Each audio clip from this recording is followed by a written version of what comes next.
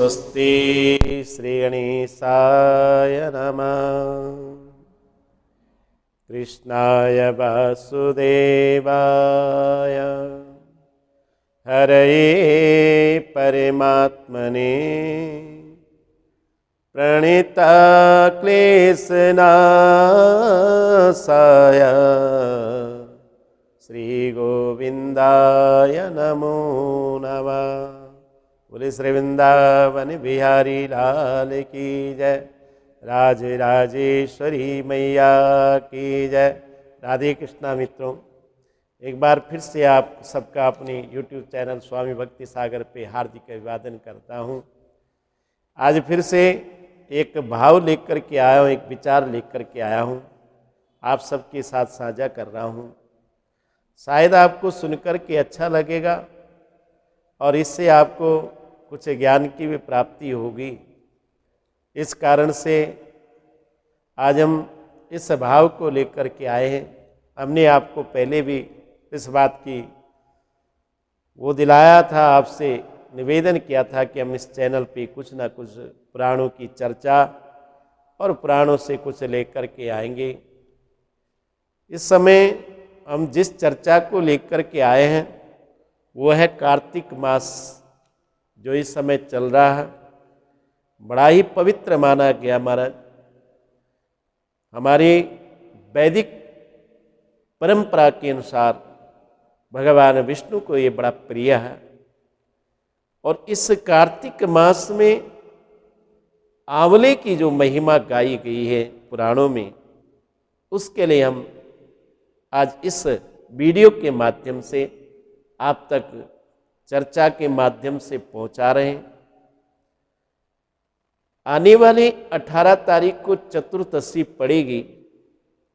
आज मैं स्कंद पुराण के वैष्णव खंड से इस भाव को लेकर के आपके साथ साझा करता हूं और आप स्कंद पुराण में वैष्णव खंड में इसका स्वाध्याय भी कर सकते हो, वहाँ इसका अध्ययन भी कर सकते हो, आप वहाँ पढ़ भी सकते हो इस बात को कि कार्तिक के मास में आंवले की पूजा की महिमा क्यों लिखी गई है और क्यों उसकी महिमा गाई गई है।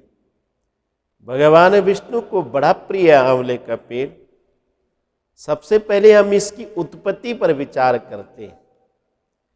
भगवान ब्रह्मा जी को जब परमात्मा सृष्टि का प्रलय करते हैं और उस समय सारा सृष्टि में जल के सिवा कुछ होता नहीं है और ब्रह्मा जी की उत्पत्ति होती है और ब्रह्मा जी सृष्टि करने के लिए तैयार होते हैं, तो भगवान की आराधना करते हैं, भगवान के भजन में बैठते हैं। भगवान के भजन करते करते, भगवान की आराधना करते करते ब्रह्मा जी को परमात्मा के प्रति प्रेम कुछ देर के लिए क्षणिक प्रेम प्रकट हो गया।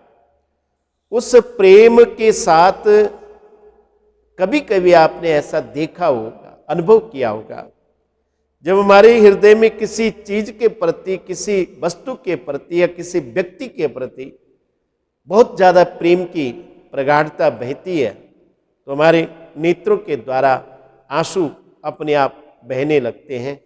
ऐसे ही ब्रह्मा जी भगवान के भजन करते हुए परमात्मा के क्षणिक प्रेम के कारण, प्रेम के उद्रेक में हो करके नेत्रों से अश्रुधारा बहने लगे और वो अश्रु बिंदु जब ब्रह्मा जी के नेत्रों से भूमि पर गिरे, वहाँ एक सुंदर वृक्ष की उत्पत्ति हुई।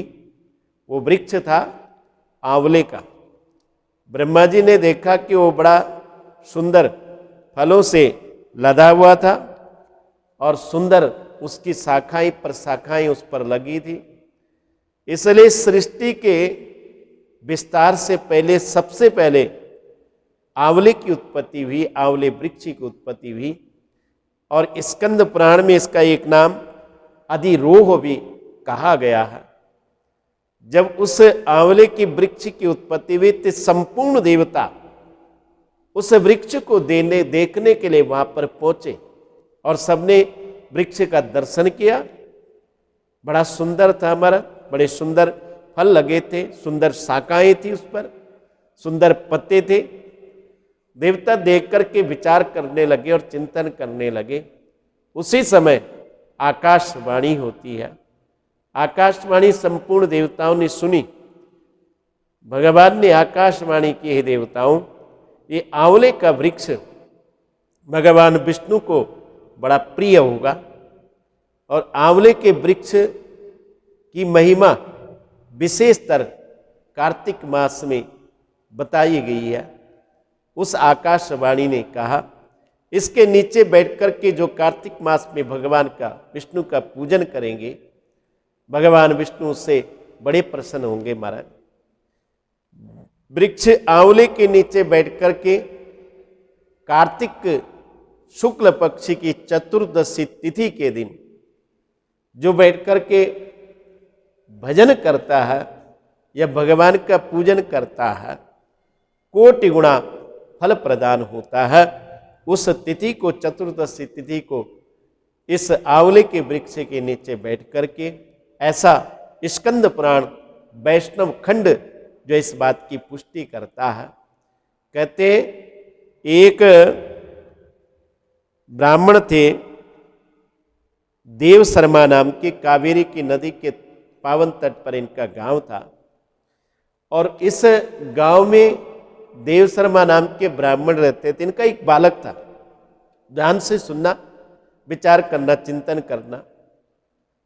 और देव शर्मा ने अपने पुत्र को कहा, बोले पुत्र, इस समय कार्तिक का मास चल रहा, कार्तिक का महीना चल रहा, और कार्तिक के महीने में आंवले के वृक्ष के नीचे बैठकर के भगवान के भजन करने से अनंत कोटि पुण्य की प्राप्ति होती है। वैसे भी कार्तिक महीने में आप अच्छी प्रकार से, जितने भी सनातनी है, इस बात को अच्छी प्रकार से जानते कि इस महीने के स्नान से, दान से, पुण्य से हमें अनंत गुणा पुण्य की प्राप्ति होती है। इसलिए देव शर्मा अपने पुत्र को समझाता है कि समय कार्तिक का महीना चल रहा है, दान करो, पूजा करो, स्नान करो, जप करो। लेकिन पुत्र दुष्ट होने के कारण पिता के बात सुनकर के वे अनसुना कर देता और पिताजी से कहता, बोले महाराज, मैं आपकी बात का अनुकरण नहीं करूंगा और नहीं मैं कार्तिक के महीने भगवान का भजन करूंगा, ना स्नान करूंगा, ना जप करूंगा, ना तप करूंगा। जब पिता के बार बार कहने पर पुत्र नहीं मानता है तो पिता उसे श्राप दे देते हैं। बोले जा, मैं तुझे श्राप देता हूं कि तू इस मनुष्य योनि से निकल करके चूहे का शरीर तुझे प्राप्त होगा और कई वर्षों तक तो किसी वृक्ष के खोल में जाकर के पड़ा रहेगा। जब इस प्रकार से पिता के द्वारा श्राप मिल गया तो घबरा करके अपने पिता के चरणों में गिर पड़ता है और पिता से प्रणाम करके कहता है, बोले मेरे से बहुत बड़ा अपराध हो गया, इस चूहे की योनि से मुझे मुक्ति कैसे मिलेगी, आप इसका उपाय मुझे जरूर बताएं। उसके पिता को दया आ गई, देव शर्मा ब्राह्मण को, इसलिए अपने पुत्र से कहता है, इसकी मुक्ति के लिए एक ही उपाय है कि आपको कभी कार्तिक मास की महिमा सुनने को प्राप्त हो, वो भी आंवले के वृक्ष के नीचे। अगर उसके नीचे कहीं आपको कार्तिक महीने की महिमा और मातम्य की सुनने को प्राप्त हो, तब जाकर के तुम इस मूषक योनि से मुक्त हो सकते हो। और उसके बाद ब्राह्मण के इतने कहने के बाद उनका पुत्र तुरंत मनुष्य का शरीर त्याग करके एक मूषक के शरीर में परिणित होकर के एक वृक्ष, घनघोर जंगल में एक वृक्ष की योनि, वृक्ष की खोल में जाकर के बैठ जाता और कई वर्ष तक उस घनघोर जंगल में ही उस मूषक योनि में भ्रमण करने लगता। एक दिन भगवान की कृपा से, भगवान की दया से विश्वामित्र जी महाराज अपने शिष्यों के साथ भ्रमण करने के लिए निकल रहे थे और विश्वामित्र जी उस जंगल में आकर के, दोपहर का समय था और महात्माओं में प्रातःकालीन, मध्याह्नकालीन, सायंकालीन संध्या का नियम होता है, इसलिए महाराज जी को मध्याह्नकालीन दोपहर की संध्या करनी थी। वो नदी के पास जाकर के स्नान करने के लिए पहुंचे और स्नान करने के बाद कार्तिक का महीना भी था। उस आंवले के वृक्ष के नीचे आकर के विश्वामित्र जी बैठ गए, जिसके खोल में ये चूहा रहता था। ब्राह्मण के श्राप के कारण पुत्र मूषक योनि में जो आ गया था, और वहां पर बैठ कर के विश्वामित्र जी संध्या करने के बाद, जप करने के बाद, तप करने के बाद कहते उस समय वहाँ एक व्याध भी आया जो पशु की हत्या करके अपने परिवार का और अपना पालन पोषण करता। जब ब्राह्मण को देखता है, विश्वामित्र जी को देखता है, तो उसके देखने के दर्शन करने के बाद उसका अंतःकरण परिवर्तित हो गया। महाराज कहाँ वो हिंसा करने के लिए जा रहा था, महाराज जी के दर्शन करने के बाद उसके अंतःकरण में कहीं ना कहीं दया का भाव प्रकट हो गया। और महाराज जी विश्वामित्र जी अपने शिष्यों के साथ बैठ करके उस आंवले के वृक्ष के नीचे कार्तिक की महिमा और कार्तिक मास की कथा श्रवण कराने लगे अपने शिष्यों को। जब कथा संपन्न हो गई तो उस आंवले के वृक्ष के खोल पे वो मूषक भी रहता था, वो चूहा भी रहता था, जो अपने पिता के श्राप के कारण महाराज मनुष्य योनि से छूट करके इस मूषक योनि, चूहे की योनि में आया था। जब कार्तिक की महिमा सुन करके उसने उस योनि से मुक्त होकर के दिव्य पुरुष शरीर धारण करके महाराज विश्वामित्र जी के सामने प्रकट हुआ। महाराज जी को प्रणाम करके कहता, मैं आपको अपनी पूर्व जीवन के वृत्तांत की सारी कथा सुनाता हूँ। कहते मैं एक ब्राह्मण पुत्र होने के कारण, अपने पिता की आज्ञा का अवहेलने के कारण, उनकी आज्ञा से ही, उनके श्राप के कारण ही मैं चूहे की योनि में आ गया था। बोले महाराज आज आपके द्वारा इस आंवले के वृक्ष के नीचे बैठ करके कार्तिक की महिमा सुन करके मैं पावन होकर के, दिव्य होकर के, उस योनि से मुक्त होकर के मनुष्य योनि को प्राप्त हो चुका हूँ। मित्रों कार्तिक के महीने में आंवले की बड़ी महिमा बताई गई है। इस कथा को सुनकर के, इस भाव को सुनकर के वहाँ ये भी लिखा गया है कि जो व्यक्ति लक्ष्मी की प्राप्ति की कामना चाहते हो, जिनको लक्ष्मी बहुत ज़्यादा चाहिए, अगर वो नित्य प्रति आंवले के जल में डाल करके स्नान करते हैं तो स्कंद पुराण का वैष्णव खंड साफ लिखता है, स्पष्ट शब्दों में लिखता है, उसके जीवन में कहीं ना कहीं लक्ष्मी की प्राप्ति होती है और लक्ष्मी का उसके जीवन में कभी अभाव नहीं होता।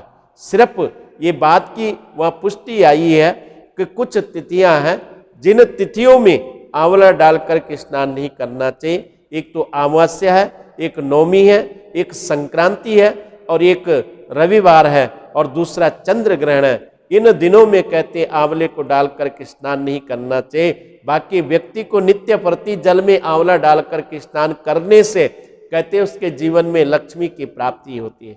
एक और भाव वहाँ लिखा गया जो आपके साथ खास तौर पर मैं साझा कर रहा हूँ कि इस महीने में चतुर्दशी तिथि के दिन आंवले के वृक्ष के नीचे बैठ करके जो भोजन करता है, पूरे संपूर्ण साल भर में उसके शरीर में कोई रोग नहीं लगता, अन्न उसके शरीर को कोई विकार प्राप्त नहीं कराते। ये भी स्कंद पुराण का वैष्णव खंड कहता है कि चतुर्दशी तिथि के दिन आंवले वृक्ष के नीचे बैठ करके भगवान का भजन भी करना चाहिए, उस दिन भोजन भी करना चाहिए। भोजन करने से ऐसा होता है कि साल भर के जितने, क्योंकि अन्न के द्वारा कहीं ना कहीं हमारे शरीर में विकार प्राप्त होते हैं, अन्न के द्वारा ही शरीर में रोग लगते हैं, इसलिए व्यक्ति का शरीर अन्न के विकारों से रहित हो जाता है। अगर और ज्यादा पुण्य अर्जन करना चाहते हो तो वैष्णव खंड स्कंद पुराण का ये भी कहता है कि उस वृक्ष के नीचे बैठ करके ब्राह्मणों को भोजन भी कराना चाहिए और दक्षिणा प्रदान करनी चाहिए, अनंत कोटि फल की प्राप्ति होती है। स्कंद पुराण का ये भाव लेकर के आपके साथ साझा किया। आपको ये कैसा लगा, किस प्रकार से लगा, आप अपनी संदेशों के माध्यम से हम तक जरूर पहुंचाएं और ऐसा करके आप पुण्य को प्राप्त कर सकते हैं। जय श्री कृष्णा, जय श्री राधे।